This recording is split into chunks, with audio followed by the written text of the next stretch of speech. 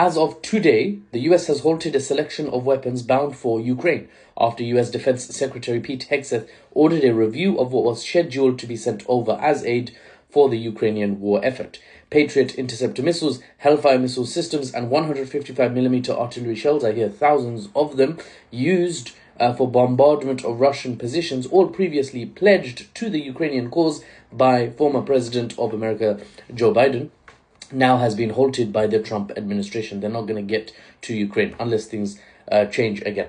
Biden promised a bunch of aid, and it's still being sent, but US arms support has a lead time of several months, you see. So if you instruct something to be sent, it goes into a pipeline and it takes a while to actually get to Ukraine. So if something is promised in 2024, Ukraine may get it now, halfway through 2025. But Trump has promised nothing new.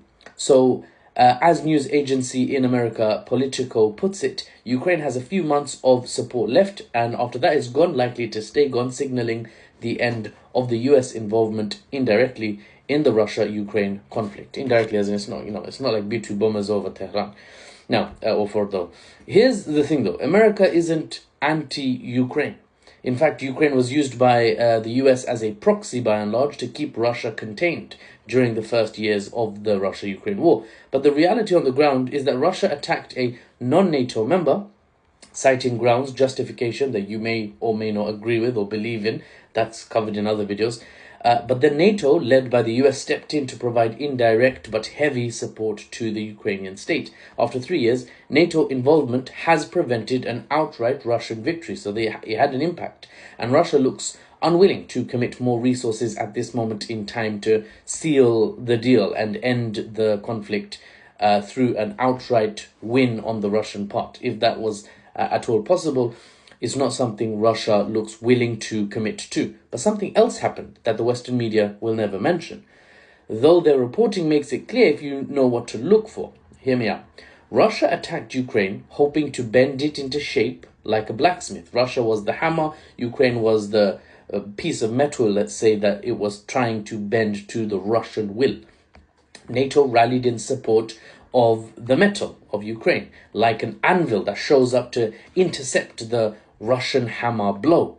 The hope was that the hammer would shatter on impact, such as the hardness, the strength of the anvil that suddenly come in the way. But that didn't happen. Instead, so severe was the Russian strike, the anvil itself cracked. Not broke completely, but there's cracks. The split is America and Europe, Western Europe, are now fragmented. Think about it. What was the global perception of NATO before the Russia-Ukraine conflict? Unbeatable, unified, a united front of some of the wealthiest and most militarily advanced nations on earth. The West in all its combined might. Now it's commonly understood that America is pulling out of Europe and Western Europe is on its own, and therefore NATO is on very shaky footing.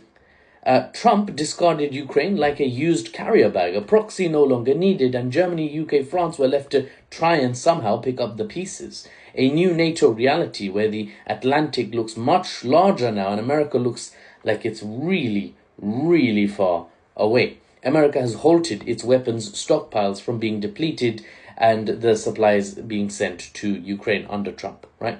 That's the Hegseth review in summary.